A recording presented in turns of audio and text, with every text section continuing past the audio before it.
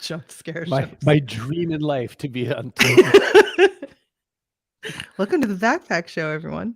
We malign social networks. Where we learn about success from Yes, all we different do types learn. of people. Success and insights from unusual places and people. We do. Today, we sure have unusual. We have handsome Tom C.J. Brown, who came to us because he has a new short film out. And I think it's out right now. Like, it's in the theaters. An animated short called Christopher at Sea, about a young man who journeys on a cargo ship. Yes. And And we're going to ask Tom C.J. Brown looking. the question, why did he have to pick the best first name in the world for his character?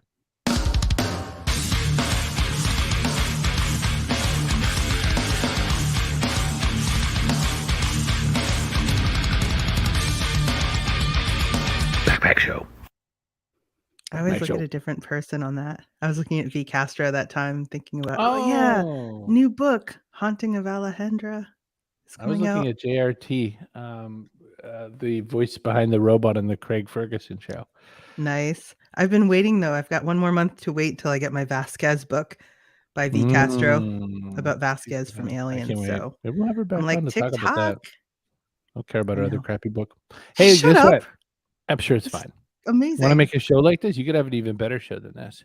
You could make a show complete with harps. Go to Brogan.net/StreamYard. Your own ducks to play harps. Oh man, parents must be so disappointed when their kid wants to take up the harp. Like, oh my God, where are we going to put this thing? My parents paid me to stop playing violin. So, Castos.com, you want to make a podcast, you could be just like a pea in a pod. Super easy. You could be a podcast just like Joe Rogan. You know this thing's super easy to use because otherwise you wouldn't use it. So. I wouldn't use it. I could give a rat's ass. Hey, want a .online domain? You could have TomCJBrown.online to go along with your other domains at cbrogan.net/online. Just put the name in Chris willy-nilly. Do it any way you want. You have to enter the code Chris in all caps if you want the special rate of less than $1 for a whole year of .online domain goodness. So buy a lot of .online domains for only 99 cents because if you think about it, your ideas are stupid. So don't spend Shut 14 up. But then they're all going to renew for more money and you'll have to decide whether your ideas are good or not. Should I stay? Hey, want a search engine? Hey. You can have one. It's not Google. It's presearch.com. It's really good. It's got something. Okay, there we go. Hello. Hey, there's my biological father, Steve Brogan. I want to hear about how they paid you to give up the violin. Burgess, who I went to school with starting in the 6th grade, and Chloe Forbes-Kinlan, the creator of my website, chrisbrogan.com, a Squarespace boss. Mine and too. Also very fit. Very fit. She's doing lots of fitness things. I keep seeing it on the tweeters. Nice. So how about we get us a filmmaker? Let's drag one Tom C.J. Brown on stage. Hello, good sir. Hello, welcome to the show. Hi. We're gonna put that in the opener. That'll. Right, let's just go with this question first. Then, were you a theater child in school as well, or did this affliction come late in life? I was a little bit of a show off, I suppose. I did enjoy. I did some drama, but I never got the main parts. And that's just. Oh, you're like in the chorus or something. Yeah. Well, I got like little parts, and I played. I think it's Sebastian in 12th Night. That's probably not his name. One of the twins. That was my biggest role. You're like, I don't know. I just walked on and they let me stay. I just walked on, immediately started blushing, and got very quiet. And that's probably why I didn't get the lead role. You're very shy. That might explain why your film is so moody. Like it definitely has a feeling to it from beginning to end. Right. We're talking about Christopher at Sea. So you released about 20-ish minute small short about a journey. And what makes you start a project like this? I always wonder, when I used to write fiction, I wrote short stories only because I was lazy. It wasn't because I realized that was harder than writing a feature length. I just thought it would be better to get out fast. What makes you say this is right for this? I choose the short form. We're going to animate it this time. Like, how do you set all of your choices together to tell the thing that you wanted to tell? Right. Well, the short format comes from the fact that I don't think I could get enough money to make an animated feature film because animation is very expensive. So I've made a few short films before, and my first film was 3 minutes long, and then my second film was 6 minutes long. And so I was trying to get a job at Pixar, and they were like, you don't have enough experience with like longer form content and stuff, because most of my work is in commercials.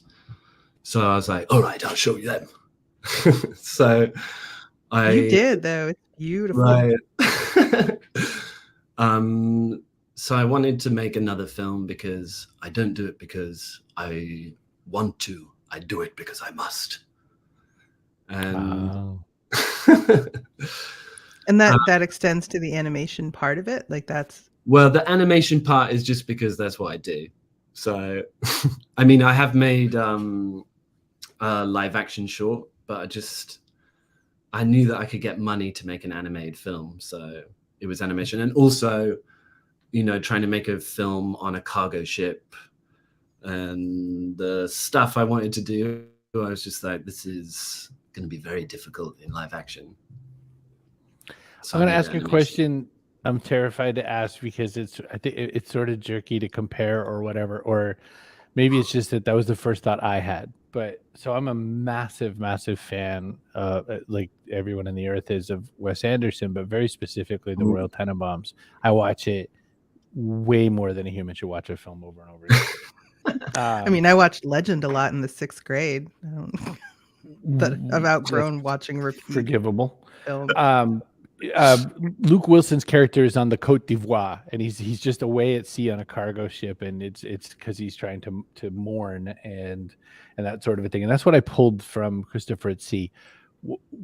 Why do we want to be out on a cargo ship? What is the story of someone who decides that they're on a cargo ship for a while? He's got a little love note from Lily at the start of the film. What's the motion that puts us onto that ship? That's a great question, and it's posed in Moby Dick as well. What draws so many people to sea?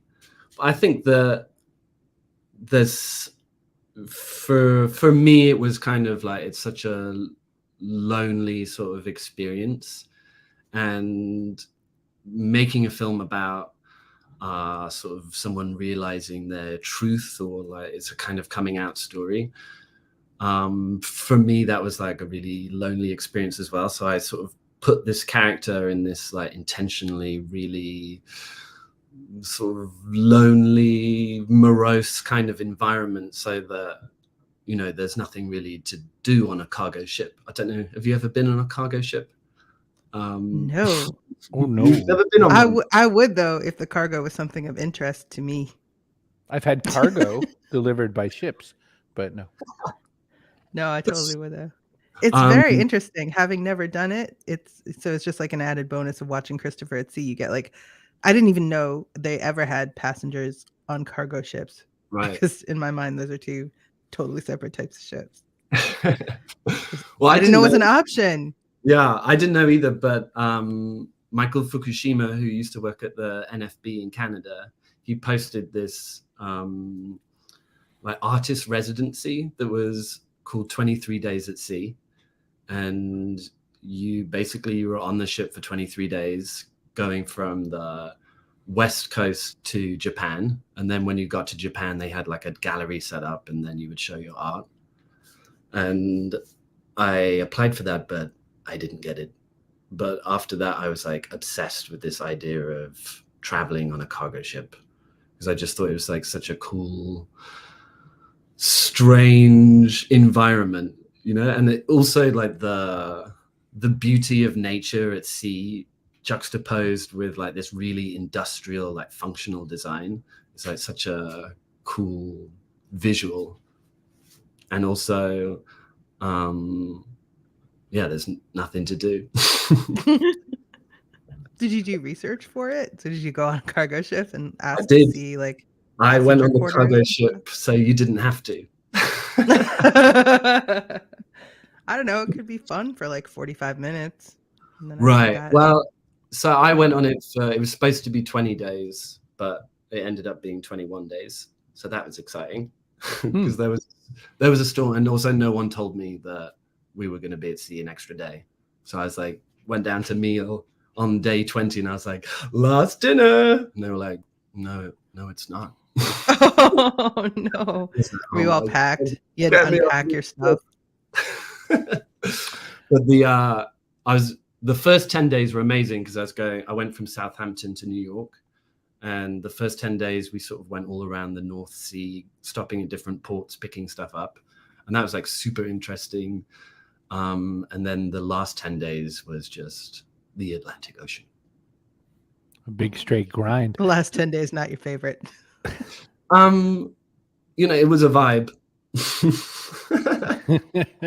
Well, that's what I was sort of thinking about. I'm curious to know, is there in your upbringing and when you were starting to understand your identity versus in Christopher at Sea, that's quite the place to have a coming out.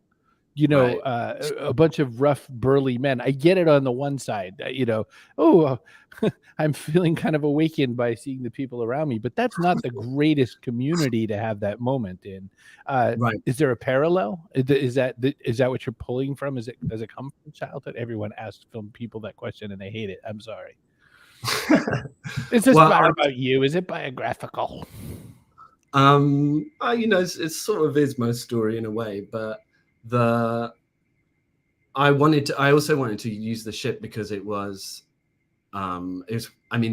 are women on cargo ships, but there's very few, and the one I went on was mostly men. So I was kind of thought that creating a queer story in an environment that's like all men was interesting. But I think it kind of, when you are a repressed gay man and you're in those environments, like when you're at the swimming pool and you're in the men's room, or like a hostel. I went to Sundance and I stayed in this hostel which had like 15 bunk beds and 30 men, and that was the inspiration for the shower scene in the film, because there's no communal showers on the ship. I'm sorry to tell you. But forget it. Hold on, I got to cancel my booking. But being in those kind of like intensely single sex environments and sort of knowing this like weird secret about yourself is like such a strange feeling. So I kind of wanted to put the viewer into that with Christopher. I want to put the trailer up because I just want people to have the chance to see it. I really kind of hope YouTube doesn't strike me down. They do sometimes.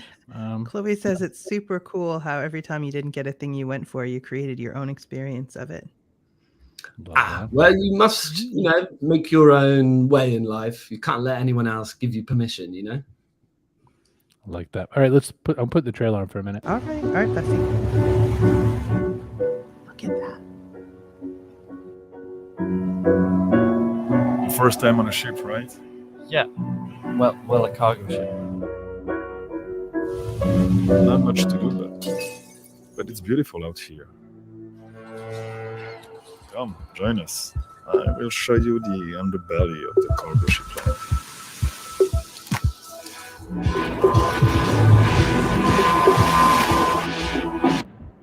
Christoph, it's beautiful, no?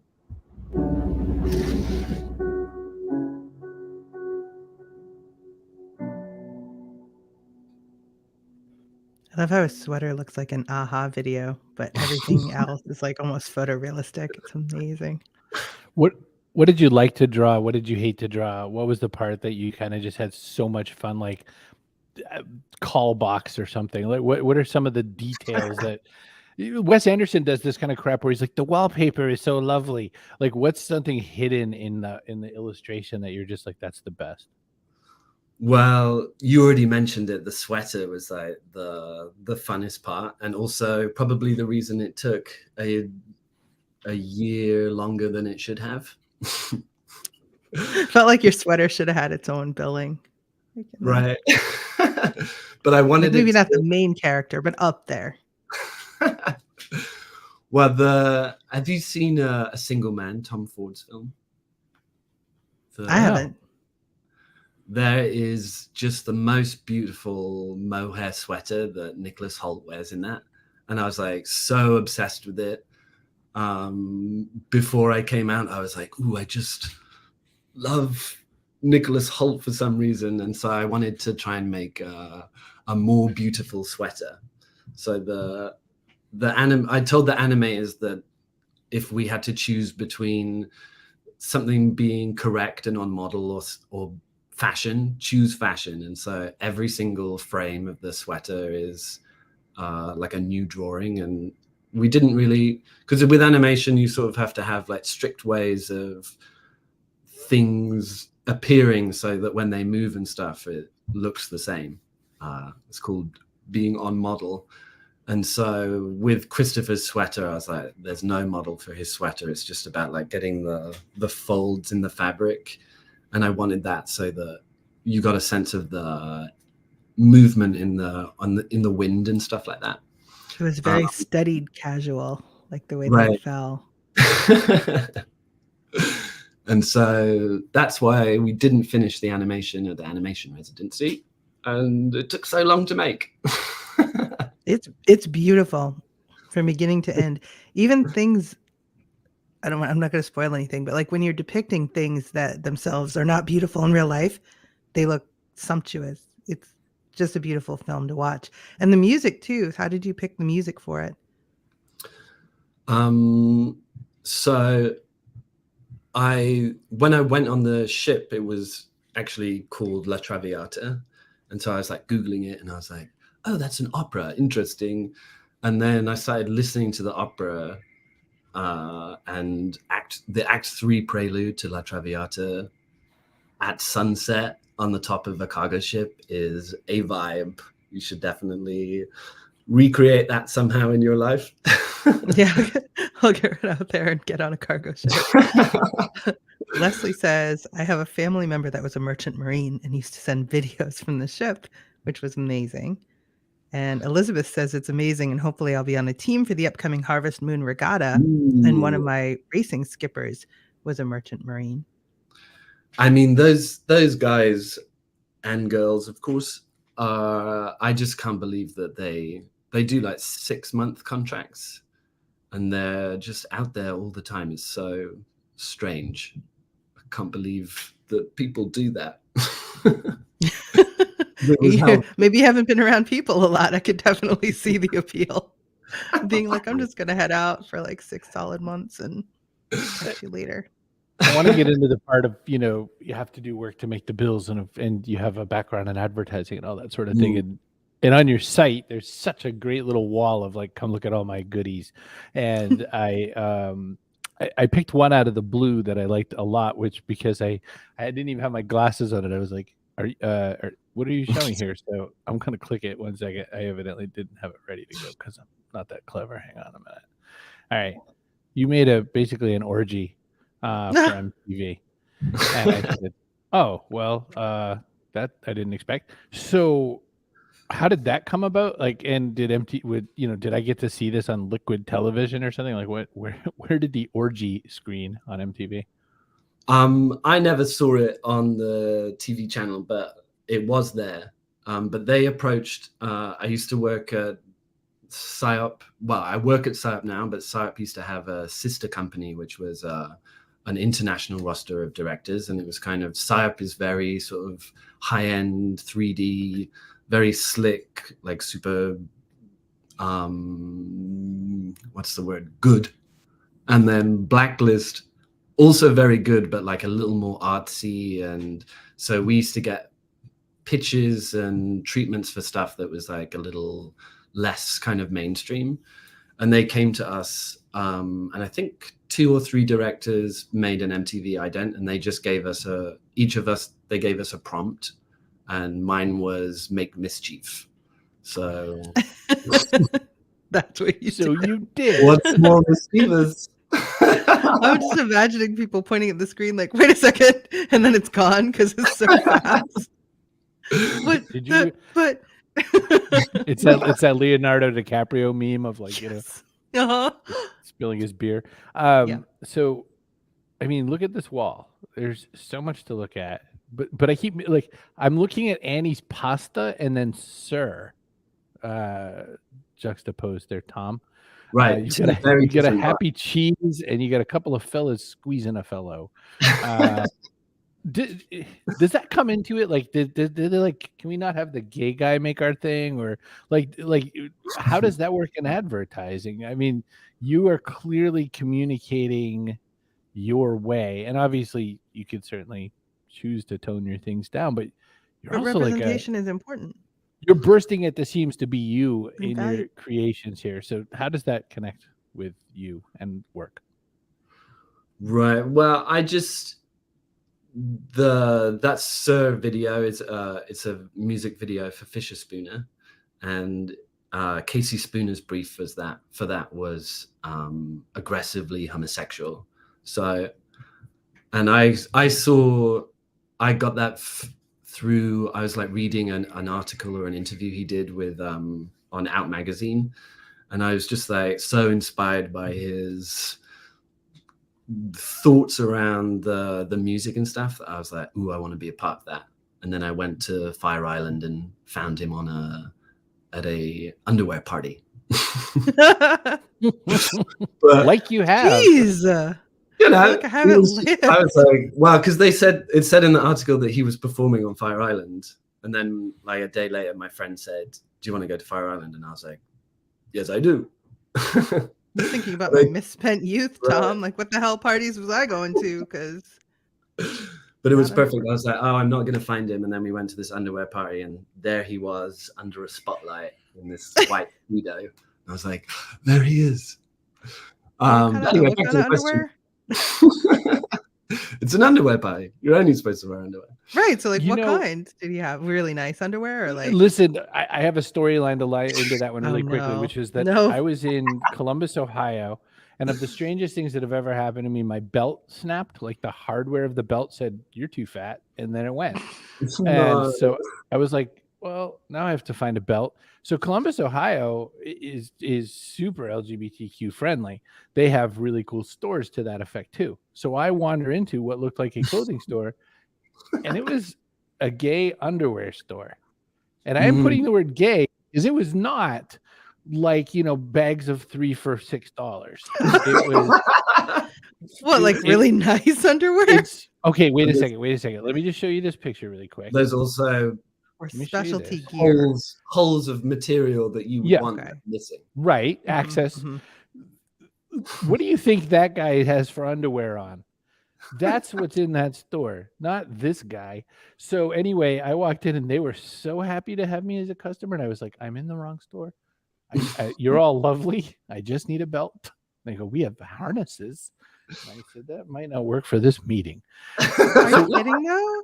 Hey, if what I have seen on reality TV is to be trusted, you were like an opportunity to fix a lot of things at once. They were probably like, we could turn him out of the store looking like a whole different person. Me up. Yeah. So anyway, I can imagine the underwear party on Fire Island because you have some great underwear. It's something about the community. I don't know. We don't want to wear many clothes, but we still want to look cute. So I feel like some people expect that animated films in particular are going to be uppers, like cheerful. Right. Now, your film, Christopher at Sea, it definitely is. It has an emotional mood. It's set at the beginning. You follow it through. It's not exactly what I'd call an upper.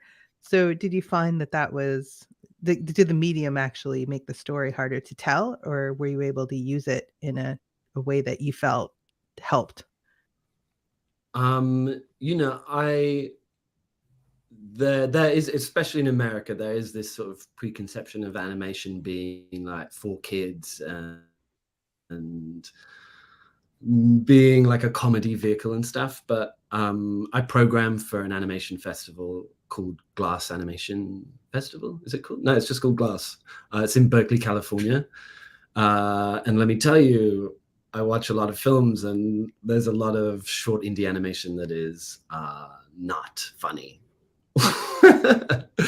And I think one of the great things about animation is that you can do exactly what you want, exactly the way you want it to be. So for me, I wanted to use it in this sort of melancholic, melodramatic way, and it was so perfect for that because I could have Christopher having his like Disney princess moment where he's sort of dancing across the deck, but then I could also like push the animation and like turn it into this kind of psychedelic fantasy terror stuff.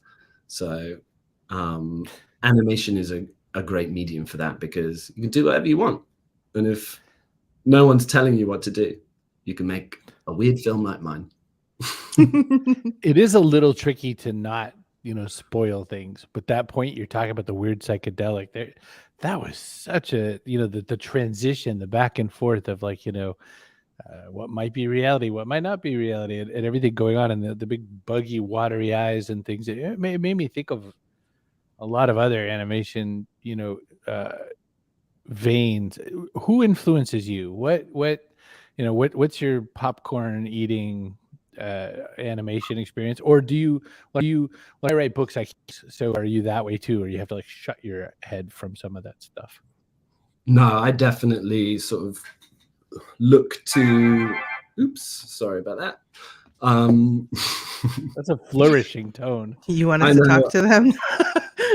We're sorry, Tom's busy. I set my phone for when my boyfriend texts me so that it bypasses all of my do not disturbs, but I'll put it under a cushion. That's so sweet. That's why it's that little fluttering heart. Anyway, my biggest inspiration is I love Sleeping Beauty, the Disney film. It's so beautiful and the animation is incredible. And when I heard that Disney almost went bankrupt because of the Cinescope framing, I was like, ooh, I need to do that on my film too. And now I'm almost bankrupt. So I see why he never did it again.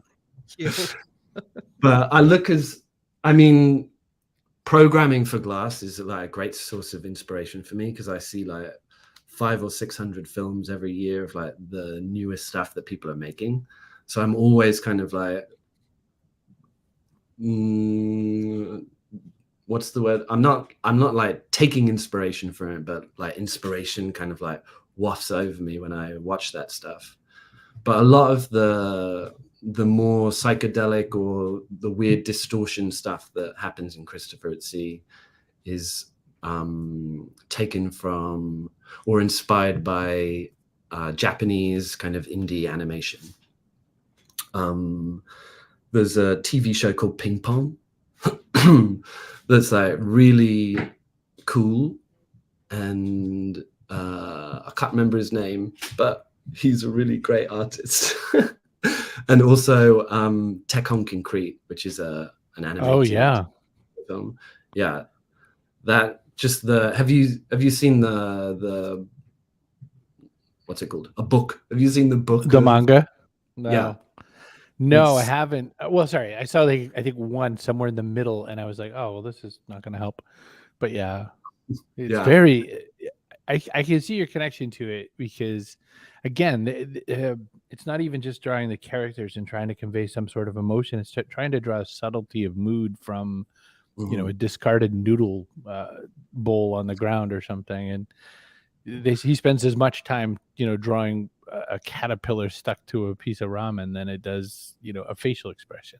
Right. Matters just as much. You did mention, and we have to wrap soon too, which is sad, really. You mentioned your one foray into, live action. Now, on the opposite side of this, the people who made South Park, Matt Parker and Trey Stone, for instance, said they would never do stop motion again. It was the closest they both got to suicide at the same time. What was the differences, and especially for someone who like lived in animation, what was the difference with live action, and will you go back? Really frustrating where you're like, can you just be better looking? Damn it. That's me. Thinner. I'll tell you. I say that to myself every day, but no, I just mean when you're trying to make a movie and you want it to look a certain way, the basic like human realities of things, you're probably Right. like, "Oh, come on, Um, make your sweater move." right. Well, I think that, one problem with animation is that because there's no boundaries of what you can do, you can do anything. So it's quite nice in live action to have like reality as one sort of bounding box for you. But I really loved working in live action because of the kind of instancy of the collaboration. Because when you're on set and you're making decisions with people and you're all working as a team to like capture this frame of something beautiful, and animation, especially like 2D animation, I made that film over the course of 7 years. And so the collaboration is very slow. And like when I did the animation residency, I would do like a weekly sort of dailies rather than dailies. And, people have done like 1 or 2 shots and it's like, oh, this is coming along very nicely, but it's so slow. And so that's what I really love about live action. And also, you can make a film, you can shoot it in 2 days and then edit it and it's done. But I'm taking what I love about live action and I'm bringing it into animation because I'm starting to work in Unreal Engine using motion capture and real-time rendering. So I'm taking all the bits I love from live action, the instant collaboration and, getting to work with a cinematographer and dancers and choreographers and bringing that into my like freaky animation world. So he's going to do Take On Me. I get it. We've heard it here first. Third from last question. Your Christopher at Sea is out there right now. What are people saying? And are you the kind of guy who reads the good and the bad and just, perseverates on the bad? Well, it's only had, it only came out a couple of weeks ago, but it has had 2 reviews and one of them was nice and one of them was not so nice. And I am still thinking about the one that was less nice. That's grim. But Forget also, them. I also just like, I don't really want to read any reviews because I made that film for me and I wasted all of these people's money doing this like dream for me. And I don't really care what You made it for Pixar. Right. Well, I don't want to work at Pixar anymore. That ship has sailed, to use the terrible. Yeah, you missed out, Pixar. Suck it. I want the boys to be kissing in my film. So that's right. And they don't do that as often in Pixar. We've come to learn. Right. Far too late. All right, let me push this button. Even the single mom. Oh, and here's our person of the day. Kaboom! I'm sorry, the single Kerry. mom goes through all of Toy Story without like dating even. Yeah. Such bull crap. She doesn't get any. I'm giving it to Elizabeth today. She's like sparking it up in there, talking all in about absentia. Her boating. Good luck. Did she run away again? Yeah. Oh, I don't know. Whatever. Something. You win, Elizabeth. Somebody sent Elizabeth an apple, so she realizes that she won person of the day. All right. Tom C.J. Brown, we asked the same question to every single person we've ever had on the show. That could be our friends. I'm trying to think. Who else? Flanagan and the Daughters I always of St. pick her, Paul. though. Who else? I know. I love her. Who's somebody new? Fatima Molina? Oh, yeah. One thirsty tweet later. Maybe should get her on the show. I did. Okay. So the question is, what goes in your backpack? And that question is either something physical or something metaphorical. Kerry, what's something physical you could add into a backpack? Extra set of teeth. An extra set. DJ Cumberbund said extra set of teeth. I still don't know why. He likes wrestling, Tom. That's the best we know. You just never know. What is something metaphorical you could add to a backpack, Kerry? Oh, kindness. Burlesque performer Ariel Helvetica said kindness. She said kindness right before Kerry laughed in her face. Shut up. Not because of that. You make it sound like I laughed at her because her answer. My penance is to choose her answer as an example every day for the rest of my life on the show. Because the person who went before her meant to say, in effect, their network. Nikki Porche from Buy From a Black Woman has a community of Black women entrepreneurs. What she said was, I would like to put Black women in my backpack. And we just lost it. She realized what she had said. We both lost it. Chris was disgusted with the two of us. Sounded like and trafficking. then in an effort to get the whole show back on track, he asks Ariel Helvetica what she would put in the backpack. We're barely holding it together. And she says kindness. And we're just like, it was over. It was over. So now every day since, pretty much, I say kindness in honor of Ariel Helvetica. So creative animator and fancy underpants wearer Tom C.J. Brown, what goes in your backpack? Do I have to choose between? Well, you can pick one of each. All right. But just like underwear, as long as you're brief. Physical, I'd put the soundtrack to Death in Venice and a record player. And metaphorical, is that the right word? Anyway. Who knows? I put hope in the backpack, because without hope, we're not going to get very far. I hope I can pay my rent. And I hope lots of things. So what's the best way for people to support you? To go to tomcjbrown.com, or is there more we can do? Oh, I'll figure it out. Don't worry about it. He's just gonna shake down more people for more money at some other point. I know you're sell. Follow me on Instagram. Christopher sweaters. Sell mohair sweaters. Yeah, mohair sweaters. It could be a Instagram mohair followers seller. is how I take it. I like it. I like it. All right. Well, one thing is that we were all talking about our different merchant marine relatives and stuff like that. And the only person I knew who went on a cargo ship in my life was my grandmother. The thing was, she didn't get on there legally. It was a bit of she worked at a paper plant. So she did tissues and paper towels and napkins and things like that. And there was a shipping error. And